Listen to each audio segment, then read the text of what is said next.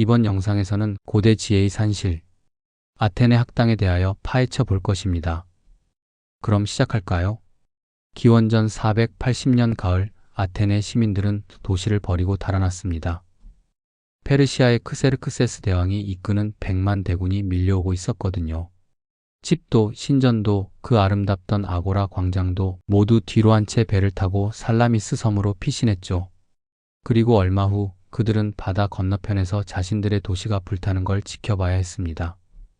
파르테논은 재가 되고 거리는 폐허가 됐죠. 그런데 이상한 일이 벌어집니다.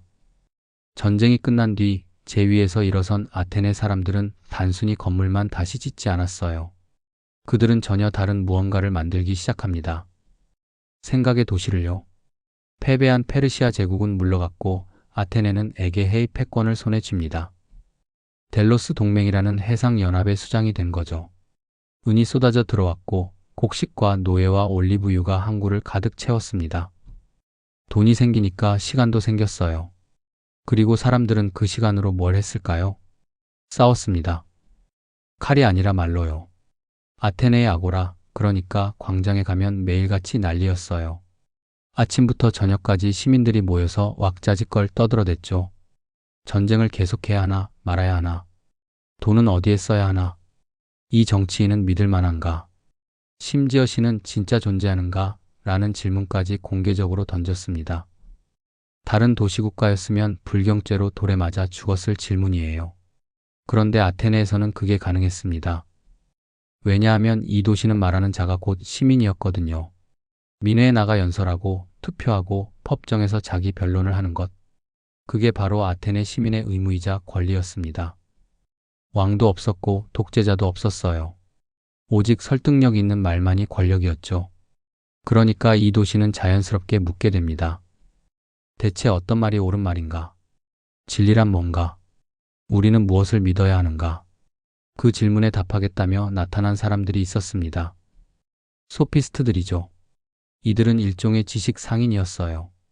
전국 각지를 돌아다니며 돈을 받고 연설 기술을 가르쳤습니다.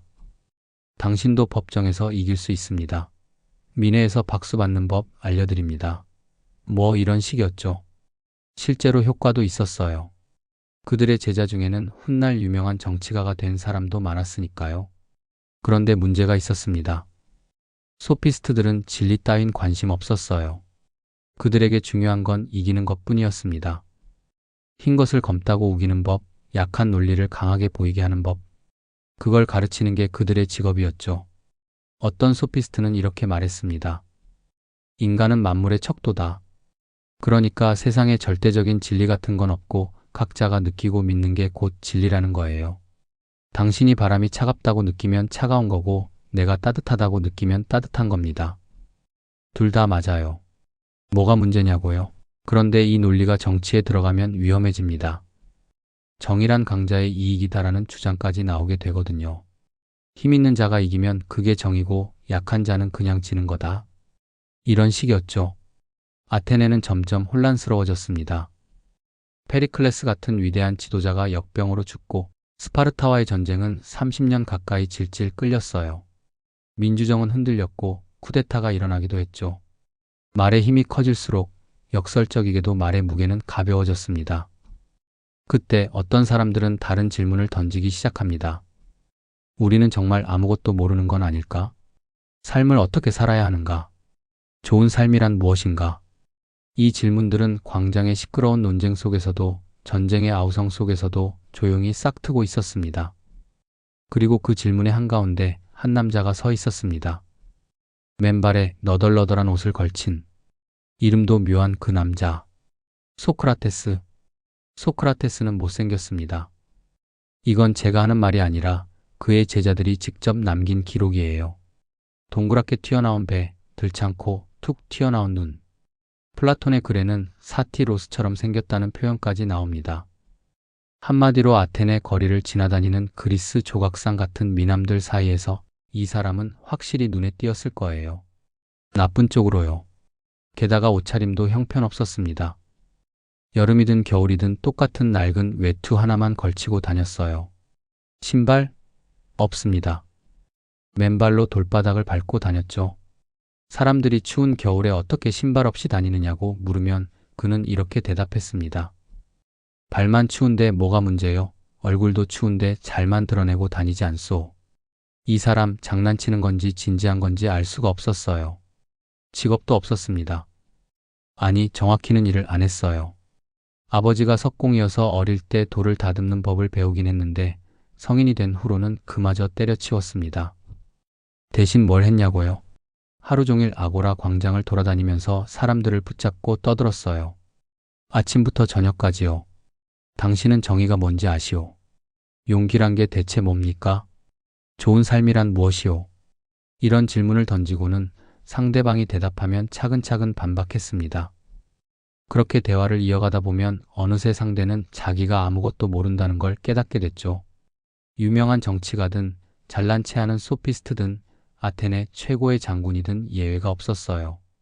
사람들은 이 이상한 사나이를 등해라고 불렀습니다. 감전시키는 물고기지요. 한번 만나면 머리가 멍해지고 자기가 뭘 알고 있는지 헷갈리게 만드는 사람. 그게 바로 소크라테스였습니다. 그런데 이 사람 왜 이랬을까요? 돈도 안 받고 명예도 추구하지 않고 하루 종일 사람들을 괴롭히면서요. 그 이유를 알려면 한 가지 사건을 알아야 합니다. 소크라테스의 친구 한 명이 델포이 신전에 가서 신탁을 물었어요. 아테네에서 가장 지혜로운 사람이 누구냐고요. 그랬더니 무녀가 대답했습니다. 소크라테스보다 지혜로운 자는 없다. 이 말을 전해 듣고 소크라테스는 당황했습니다. 무슨 소리야?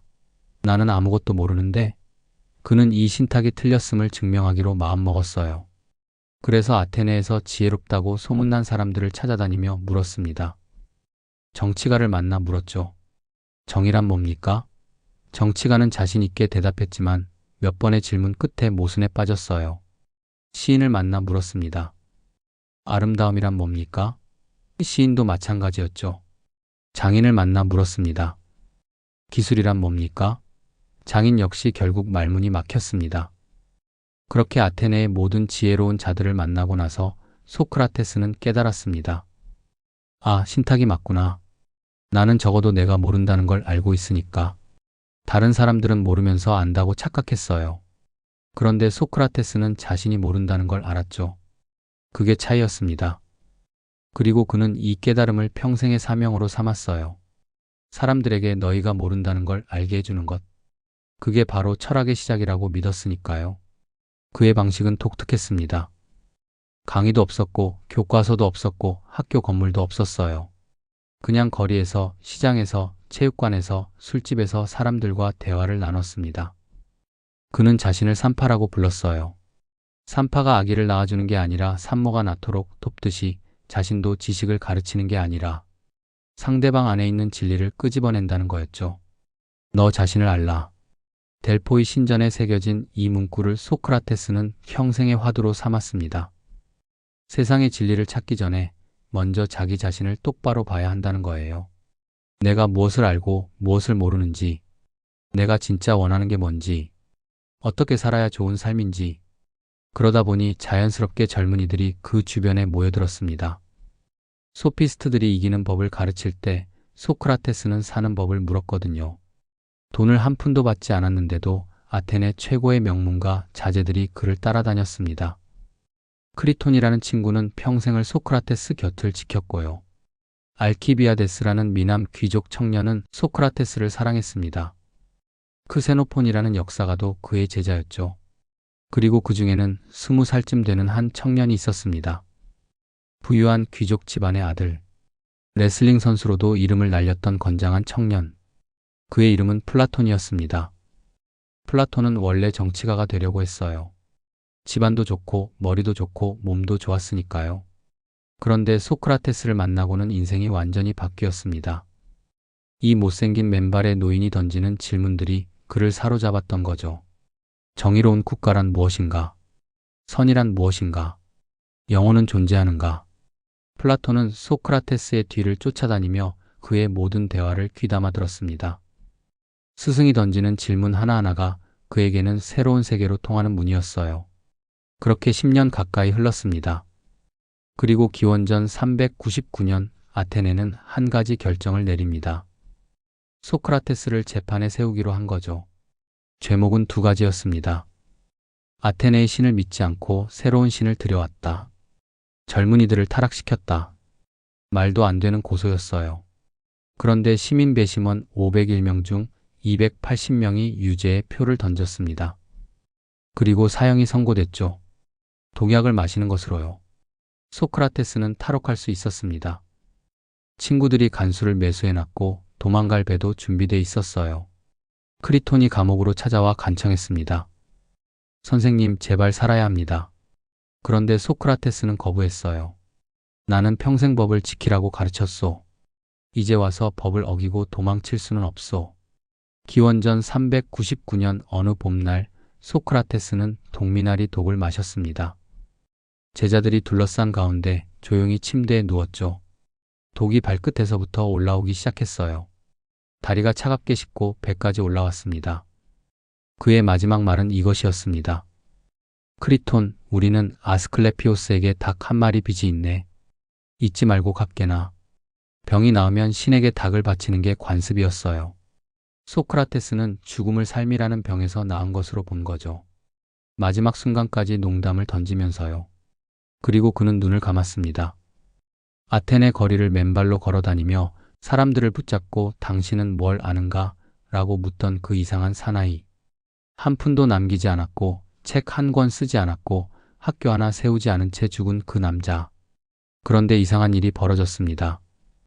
그가 죽고 나서 그의 목소리는 더 크게 울려 퍼졌어요. 제자들이 스승의 말을 기록하기 시작했거든요. 크세노폰은 소크라테스 회상을 썼고 플라톤은 수십 편의 대화편을 남겼습니다. 그 글 속에서 소크라테스는 영원히 살아 숨쉬게 됐죠. 특히 플라톤에게 스승의 죽음은 엄청난 충격이었습니다. 28살의 젊은이는 세상이 어떻게 돌아가는지를 똑똑히 봤어요.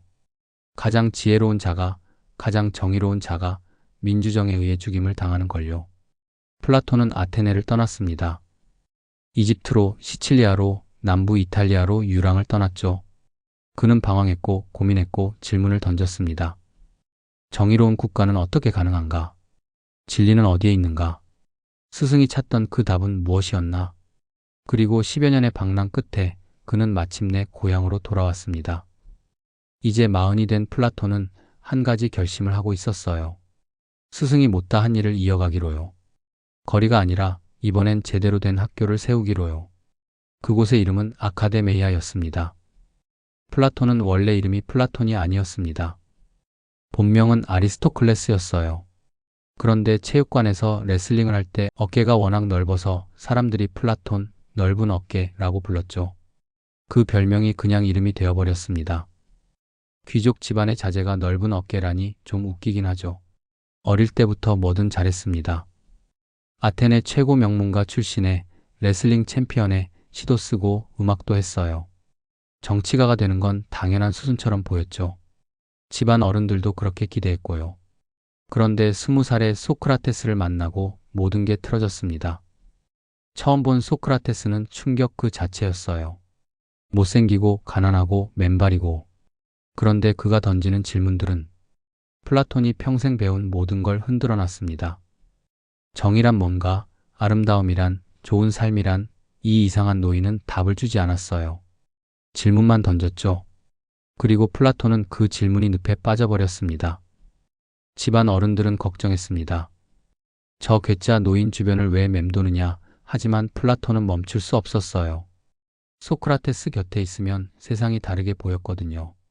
돈과 권력과 명예로 가득 찬 아테네의 정치판이 갑자기 너무 공허해 보였습니다. 그렇게 8년을 소크라테스를 따라다녔습니다. 아고라 광장에서, 체육관에서, 술자리에서 스승의 모든 대화를 귀담아 들었죠. 때로는 그 대화에 끼어들기도 했고 때로는 조용히 지켜보기만 했습니다. 그러던 어느 날 세상이 무너졌습니다. 기원전 399년 소크라테스가 재판에 섰어요. 말도 안 되는 죄목으로요. 플라톤은 법정에 있었습니다. 스승이 자기 변론을 하는 걸 지켜봤죠. 소크라테스는 굽히지 않았어요. 오히려 배심원들을 자극했습니다. 나를 죽이면 아테네가 손해다. 나 같은 사람은 다시 없을 테니까. 유죄 판결이 났을 때 플라톤은 믿을 수 없었습니다. 관례대로라면 이제 피고가 형량을 제한할 차례였어요. 추방형이나 벌금형을 제한하면 됐죠. 그런데 소크라테스는 뭐라고 했을까요? 나는 국가식당에서 평생 무료로 밥을 먹어야 마땅하오. 올림픽 우승자들에게 주는 최고의 명예를 달라는 거였어요. 법정은 발칵 뒤집혔고 결국 사형이 선고됐습니다. 플라톤은 병들었습니다. 진짜로요. 스승이 독약을 마시던 날 그는 감옥에 없었어요. 몸져 누워 있었거든요. 나중에 크세노폰에게 들었죠. 스승이 마지막까지 담담했다고. 제자들을 위로했다고. 그리고 닭 한 마리 빚을 갚으라는 농담을 남기고 갔다고요. 28살의 플라톤은 완전히 무너졌습니다. 대체 뭐가 잘못된 거지? 가장 지혜로운 사람이, 가장 정의로운 사람이, 가장 선한 사람이 죽임을 당했어요. 그것도 민주정의라는 이름으로. 시민들의 투표로요. 플라톤은 정치에 대한 환멸을 느꼈습니다. 아니, 아테네 전체에 대한 환멸이었죠. 그는 도시를 떠났습니다. 먼저 메가라로 갔어요. 소크라테스의 제자 중 한 명인 유클리데스가 거기 살고 있었거든요. 같은 상처를 가진 사람들끼리 모여 스승 이야기를 했습니다. 밤새도록요? 그런데 위로가 되지 않았어요. 아테네를 떠났는데도 스승의 죽음은 계속 따라다녔습니다.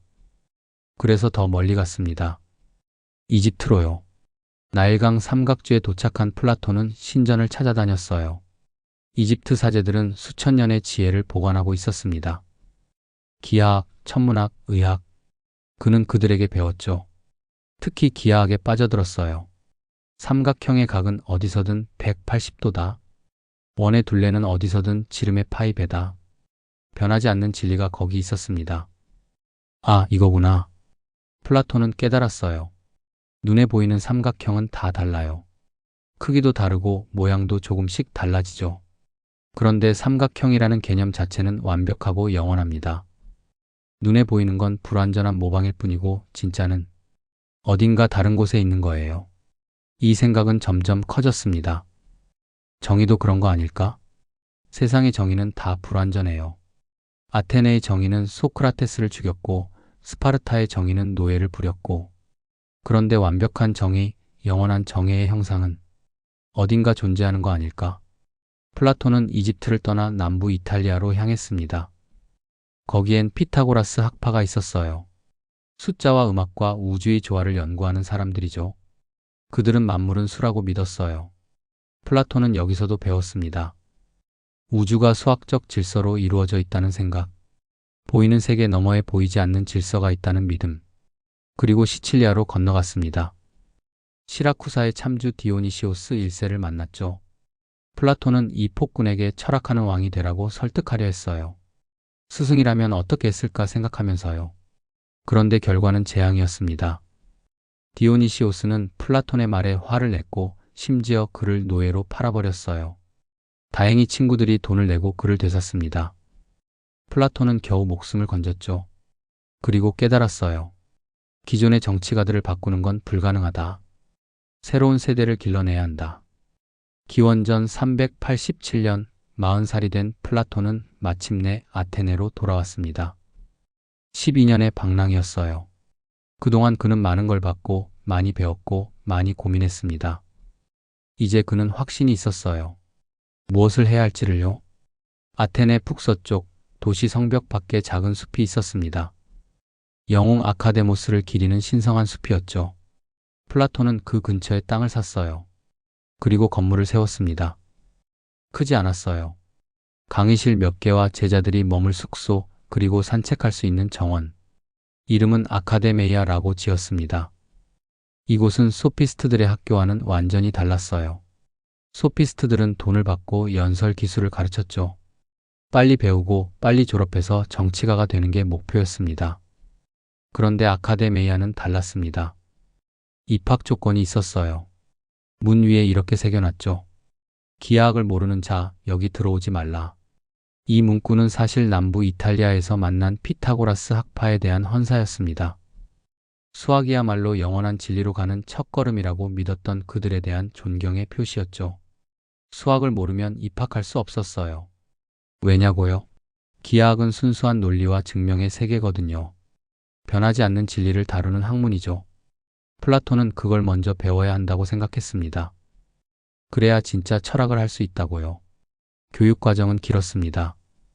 수학, 천문학, 음악, 체육, 그리고 변증법, 철학. 최소한 10년은 배워야 했어요. 빨리 졸업시킬 생각이 없었습니다. 천천히 깊이 제대로. 플라톤은 직접 가르쳤습니다. 하지만 소크라테스처럼 거리를 돌아다니진 않았어요. 대신 정원을 거닐면서 나무 그늘 아래 앉아서 제자들과 대화를 나눴죠. 소크라테스의 방식을 이어받되 더 체계적으로 정리했습니다. 그리고 글을 쓰기 시작했습니다. 스승은 한 줄도 남기지 않았어요. 그런데 플라톤은 달랐습니다. 그는 대화편이라는 독특한 형식으로 글을 썼어요. 등장인물들이 대화를 나누는 거죠. 그리고 그 대화의 중심에는 항상 소크라테스가 있었습니다.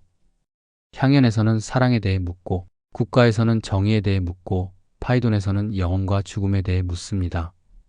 모두 소크라테스의 목소리로요.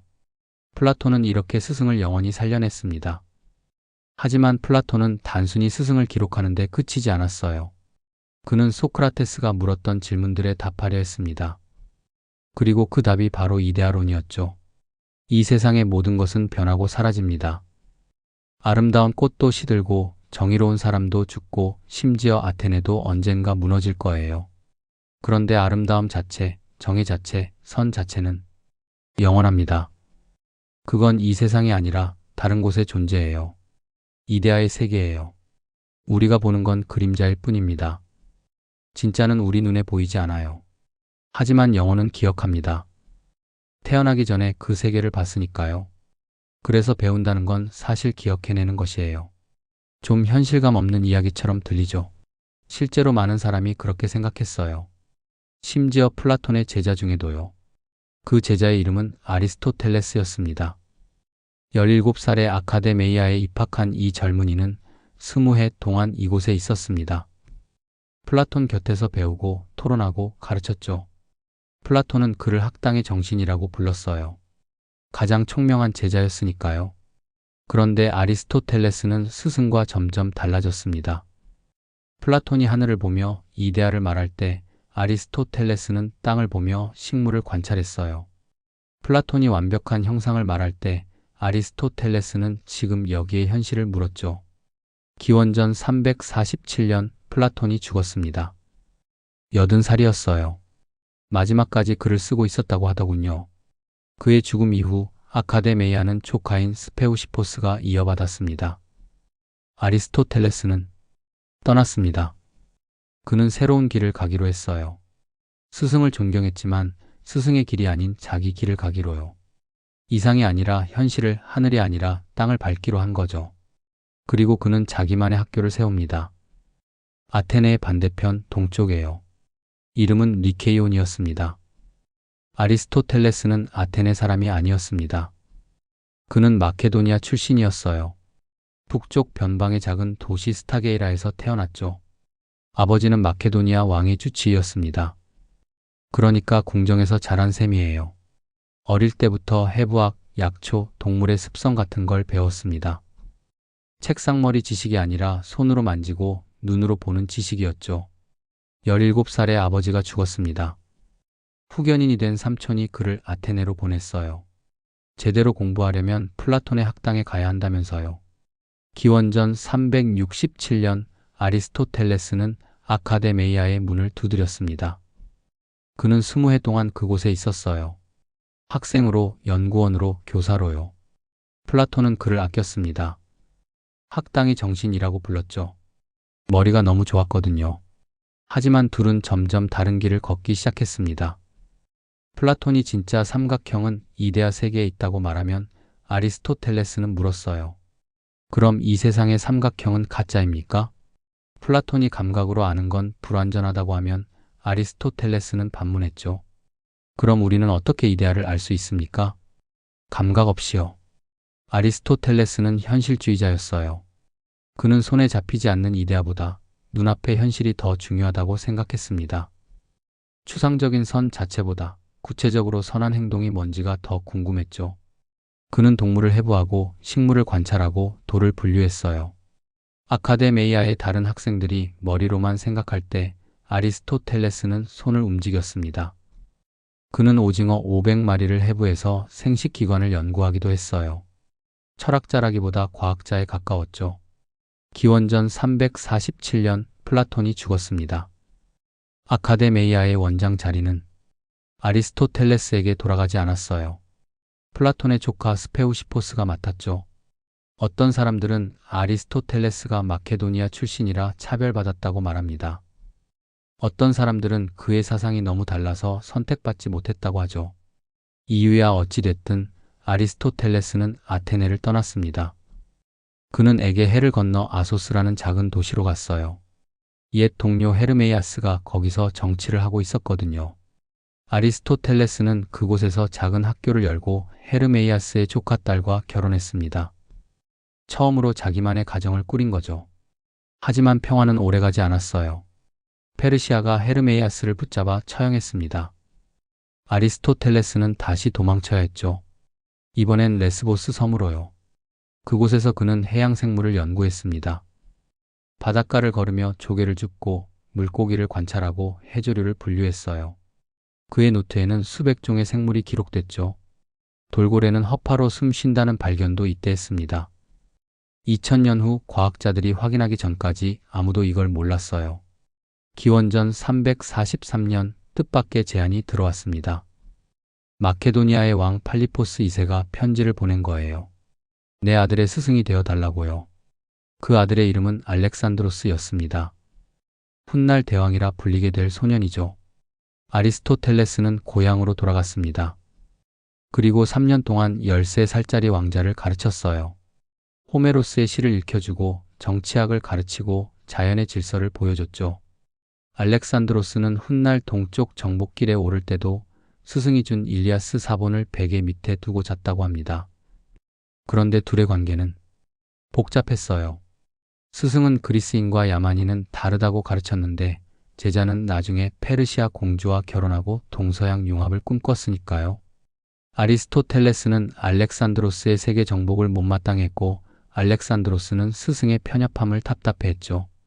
기원전 335년 아리스토텔레스는 다시 아테네로 돌아왔습니다. 그는 50살이었어요. 이제 자기만의 학교를 세울 때가 됐다고 생각했죠. 하지만 아카데메이아로 돌아가진 않았습니다. 대신 아테네 동쪽 아폴론 신전 근처의 땅을 빌렸어요. 리케이온이라는 체육관이 있는 곳이었습니다. 리케이온.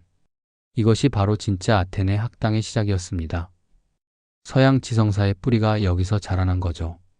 플라톤의 아카데메이아가 이데아의 학당이었다면 아리스토텔레스의 리케이온은 현실의 학당이었어요.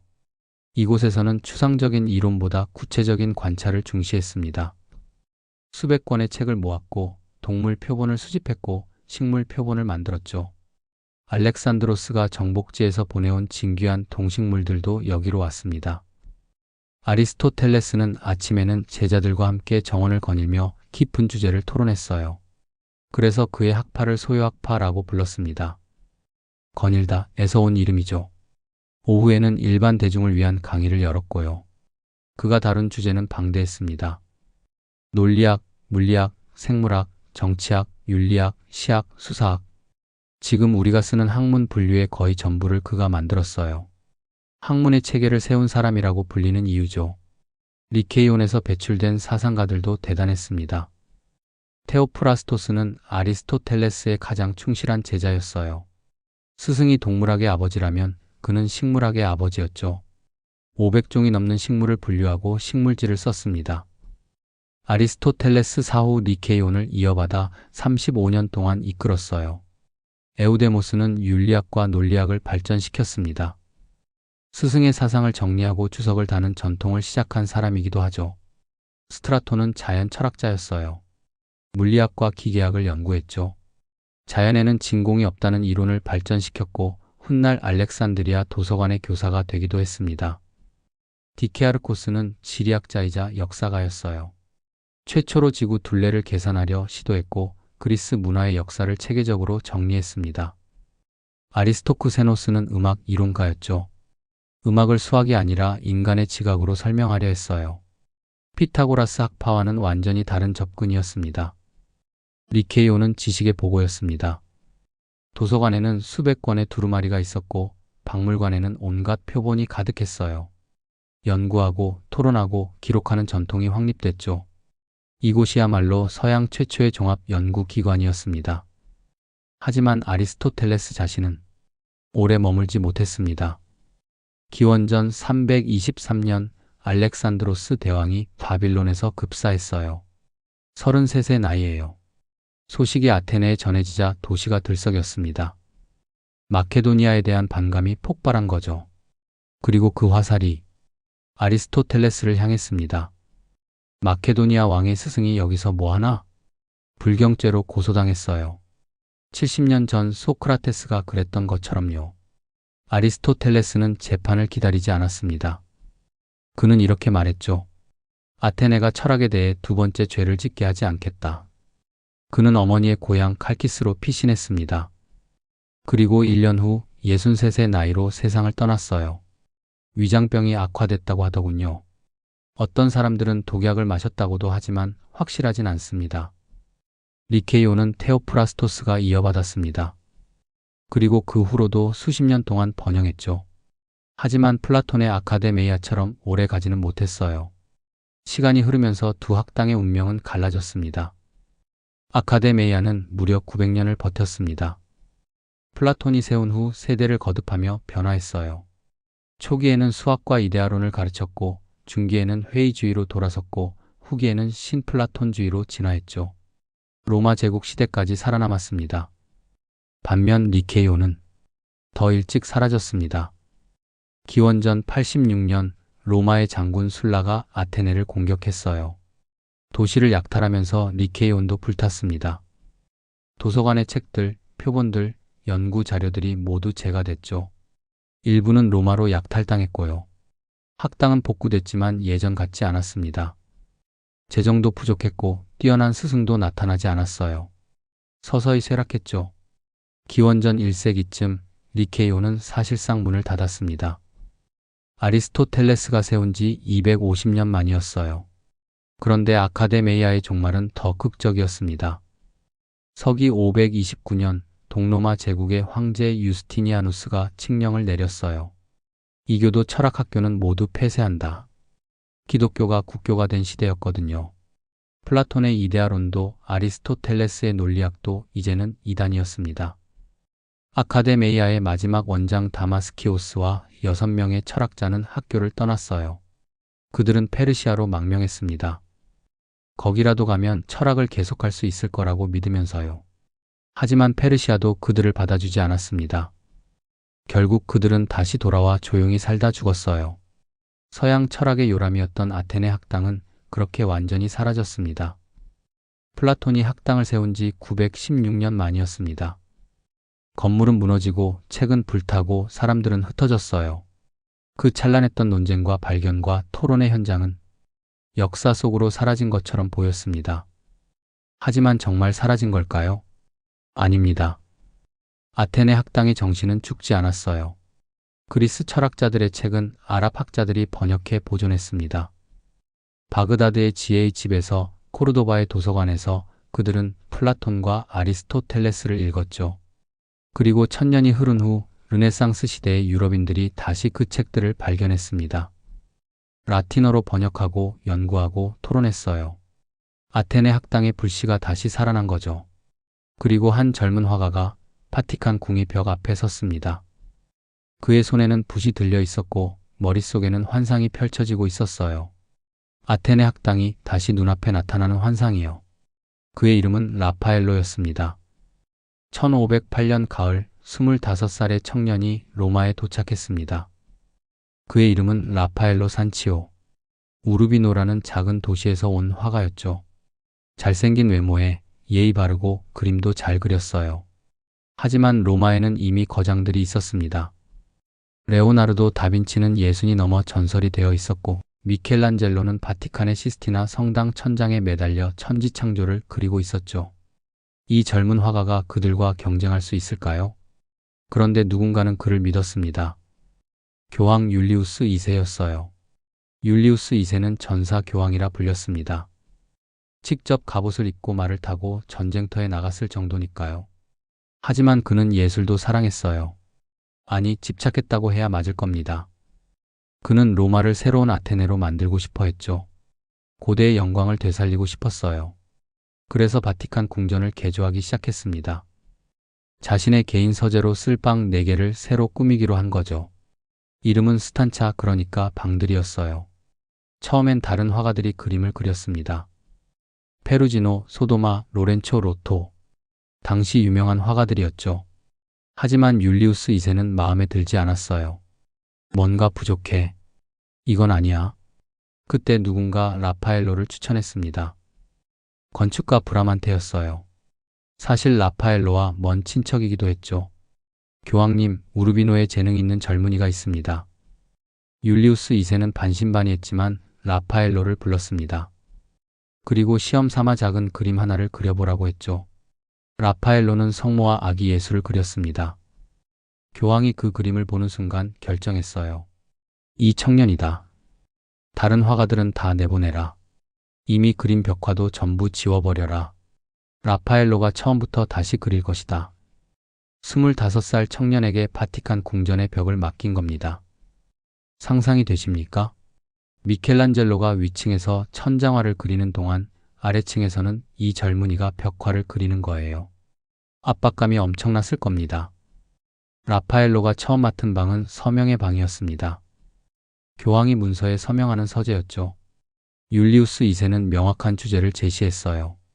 인간 지성의 4가지 영역을 그려라. 신학, 철학, 법학, 예술. 4개의 벽이 있었습니다. 각 벽마다 하나씩 주제를 배정했죠. 천장은 이미 그려져 있었어요. 4개의 원형 그림이 있었는데 각각 신학, 철학, 정의, 시를 상징하는 여인이 그려져 있었습니다. 라파엘로는 이 천장화를 그대로 두기로 했어요. 대신 벽화로 그 의미를 확장하기로 한 거죠. 신학을 위해서는 성체 논쟁을 그렸습니다. 하늘의 성인들과 땅의 신학자들이 성체의 신비를 논하는 장면이었죠. 정의를 위해서는 삼덕도와 법률 관련 장면들을 그렸습니다. 시를 위해서는 파르나소스를 그렸어요. 아폴론과 뮤즈들, 그리고 역대 위대한 시인들이 모인 장면이었죠. 그리고 철학을 위해서는 라파엘로는 고민했습니다. 어떻게 철학을 그린단 말인가? 추상적인 개념이잖아요. 사랑이나 정의처럼 상징으로 그릴 수도 있었겠죠. 하지만 라파엘로는 다른 방법을 택했습니다. 그는 생각했어요. 철학은 사람이다. 철학은 대화다. 철학은 아테네다. 그 순간 그의 머릿속에 장면이 펼쳐졌습니다. 거대한 고전 양식의 건물, 넓은 계단, 그리고 그곳을 가득 채운 철학자들, 토론하고 걷고 읽고 쓰고 생각하는 사람들. 아테네 학당이 되살아나는 순간이었습니다. 1509년부터 1511년까지 라파엘로는 이 벽화에 매달렸습니다. 가로 7.7m, 세로 5m의 거대한 벽이었어요. 그는 먼저 밑그림을 그렸습니다. 카르톤이라고 부르는 실물 크기 밑그림이었죠. 여러 장의 종이를 이어붙여 만들었어요. 그 다음 벽에 신선한 회반죽을 발랐습니다. 프레스코 기법이죠. 회반죽이 마르기 전에 그림을 그려야 해요. 마르면 물감이 스며들지 않거든요. 하루에 그릴 수 있는 양이 정해져 있었습니다. 서두르면 실수하고 느리면 회반죽이 마릅니다. 엄청난 집중력이 필요한 작업이었어요. 라파엘로는 건축부터 설계했습니다. 그림 속 배경 건물 말이에요. 그는 고대 로마의 바실리카를 모델로 삼았죠. 거대한 아치, 원근법이 완벽하게 적용된 통로, 격자 무늬 바닥, 모든 선이 중앙의 한 점으로 수렴했습니다. 그 중심에 그는 2사람을 그려 넣었습니다. 왼쪽은 플라톤이었어요. 늙고 수염이 긴 노인. 한 손에는 티마이오스를 들고 있고 다른 손은 하늘을 가리키고 있습니다. 이데아의 세계를 가리키는 거죠. 그런데 재미있는 건 라파엘로가 플라톤의 얼굴을 레오나르도 다빈치로 그렸다는 겁니다. 당대 최고의 천재에게 바치는 존경이었죠. 오른쪽은 아리스토텔레스였어요. 좀 더 젊고 한 손에는 윤리학을 들고 있고 다른 손은 땅을 향해 펴고 있습니다. 현실 세계를 가리키는 거예요. 하늘을 향한 플라톤과 땅을 향한 아리스토텔레스, 이 두 손이 서양 철학 2000년을 상징합니다. 그리고 그 주변에 라파엘로는 58명의 인물을 그려 넣었습니다. 왼쪽 계단 아래에는 소크라테스가 있습니다. 못생긴 얼굴에 손가락으로 하나씩 세며 뭔가를 설명하고 있어요. 그 앞에 모인 젊은이들은 진지하게 듣고 있죠. 알키비아데스도 보입니다. 투구를 쓴 미남 청년이에요. 계단 한가운데 앉아있는 사람은 디오게네스입니다. 통 속에서 살았다던 그 철학자요. 라파엘로는 그를 너절한 옷차림의 계단에 비스듬히 누워있는 모습으로 그렸어요. 주변에 격식 차린 사람들과 대조를 이루죠. 오른쪽 아래에는 유클리드가 있습니다. 컴퍼스를 들고 제자들에게 기하학을 가르치고 있어요. 라파엘로는 유클리드의 얼굴을 자기 후원자였던 건축가 브라만테로 그렸습니다. 그 옆에는 프톨레마이오스와 조로아스터가 지구본과 천구본을 들고 서 있어요. 천문학과 점성술을 상징하죠. 한쪽 구석에는 헤라클레이토스가 앉아 있습니다. 팔꿈치를 괴고 뭔가 쓰고 있는 모습이에요. 그런데 이 얼굴이 미켈란젤로입니다. 라파엘로가 위층에서 작업하던 미켈란젤로를 몰래 올려다보고 그렸다는 이야기가 있어요. 미켈란젤로의 근육질 몸과 우울한 표정이 그대로 담겨 있죠. 왼쪽에는 피타고라스가 있어요. 두꺼운 책에 뭔가를 쓰고 있습니다. 화음과 비율에 대한 도표죠. 그 뒤로 머리에 터번을 두른 사람은 아베로에스, 이슬람 철학자입니다. 라파엘로는 동서양의 지혜를 한 공간에 모은 거예요. 오른쪽 구석에는 라파엘로 자신이 있습니다. 검은 모자를 쓰고 그림 밖을 응시하고 있어요. 관람자를 바라보는 유일한 인물이죠. 나도 여기 있습니다. 이 위대한 전통의 일부로요. 그림 곳곳에는 더 많은 철학자들이 숨어 있습니다.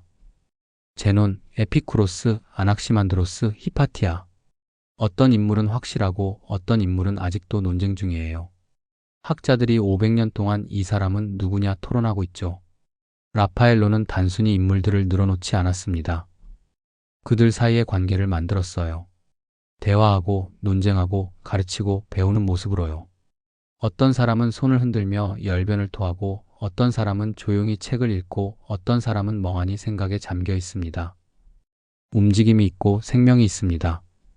죽은 지 1000년, 2000년이 넘은 사람들인데 지금 당장 움직일 것 같아요.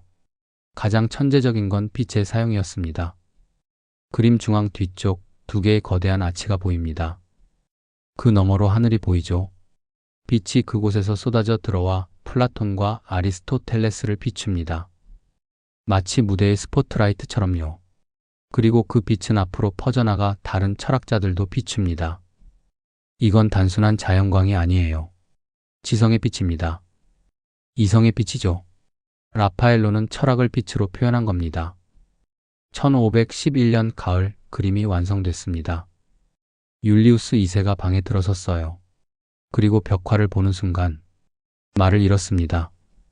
한참을 서서 바라보더니 라파엘로에게 물었습니다. 이게 아테네인가? 그렇습니다, 교황님. 하지만 시간과 공간을 초월한 아테네입니다. 모든 지혜가 한자리에 모인 곳이죠. 율리우스 2세는 고개를 끄덕였습니다. 그리고 이렇게 말했어요. 그대는 벽에 세계를 그렸구나. 1000년 전에 사라진 세계를. 실제로 라파엘로가 그림을 그릴 때 진짜 아테네 학당은 이미 1000년 전에 사라진 뒤였습니다. 아카데메이아도 리케이온도 모두 폐허가 된 지 오래였죠. 건물도 무너지고 책도 불타고 전통도 끊겼어요. 그런데 이 젊은 화가가 붓 하나로 그 모든 걸 되살린 겁니다. 더 놀라운 건 라파엘로는 아테네에 가본 적이 없었다는 거예요. 그리스어도 못했고 플라톤이나 아리스토텔레스의 책을 직접 읽지도 못했습니다. 그냥 라틴어 번역본으로 듣고 다른 사람들한테 물어보고 상상해서 그렸어요. 그럼에도 이 그림은 완벽합니다. 왜냐하면 라파엘로는 건물이나 사람을 그린 게 아니거든요. 그는 정신을 그렸어요. 인간 이성에 대한 믿음, 대화와 논쟁을 통해 진리를 찾으려는 의지, 스승과 제자가 함께 배우는 전통. 그게 바로 아테네 학당의 진짜 모습이었으니까요. 이 그림은 단순한 역사화가 아닙니다. 이건 선언문이에요. 르네상스의 선언문이죠. 우리는 고대의 지혜를 되살릴 것이다. 인간 이성을 믿을 것이다. 신학만이 아니라 철학도 진리에 이르는 길이다. 16세기 초 종교개혁 직전의 유럽에서 이런 그림을 교황의 서재에 그렸다는 게 놀랍지 않습니까? 기독교 성인이 아니라 이교도 철학자들을, 그것도 신학을 그린 벽화와 똑같은 크기로 똑같은 존중을 담아서요.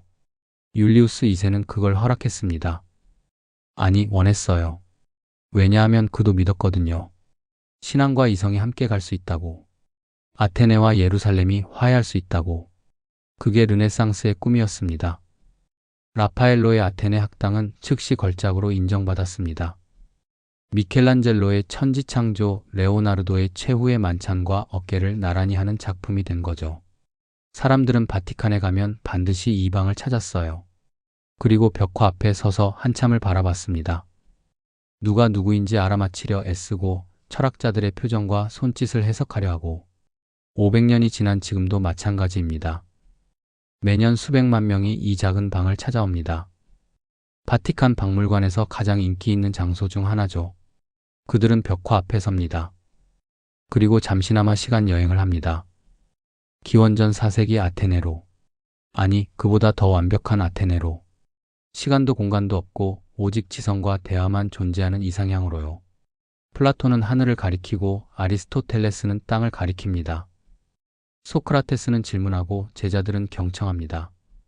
디오게네스는 계단에 누워있고 유클리드는 원을 그립니다. 헤라클레이토스는 쓰고 피타고라스는 계산하고 디오게네스는 아무것도 하지 않습니다. 모두가 자기 자리에서 자기 방식으로 지혜를 추구합니다. 이것이 라파엘로가 본 아테네 학당이었습니다. 역사가 아니라 이상이었고 과거가 아니라 영원이었죠. 그리고 아이러니하게도 진짜 아테네 학당보다 이 그림이 더 유명해졌습니다. 플라톤도 아리스토텔레스도 이 그림으로 기억됩니다. 아카데메이아와 리케이온의 실제 모습은 아무도 모르지만 라파엘로의 아테네 학당은 누구나 알아요. 화가 한 사람이 붓 하나로 사라진 세계를 영원히 만들어버린 겁니다. 1520년 4월 6일 라파엘로는 37의 나이로 세상을 떠났습니다. 너무 이른 죽음이었어요. 그날이 그의 생일이기도 했다니 운명의 장난 같죠. 로마 전체가 슬퍼했습니다. 장례식 때 그의 관 옆에 놓인 그림이 뭐였을까요? 변용이었습니다. 미완성이었지만 그의 마지막 걸작이었죠. 그는 판테온에 묻혔습니다. 고대 로마의 신전이에요. 얼마나 어울리는 장소입니까? 고대의 영광을 되살린 화가가 고대의 건축물에 잠들다니요. 그의 묘비에는 이렇게 새겨져 있습니다. 여기 라파엘로 잠들다.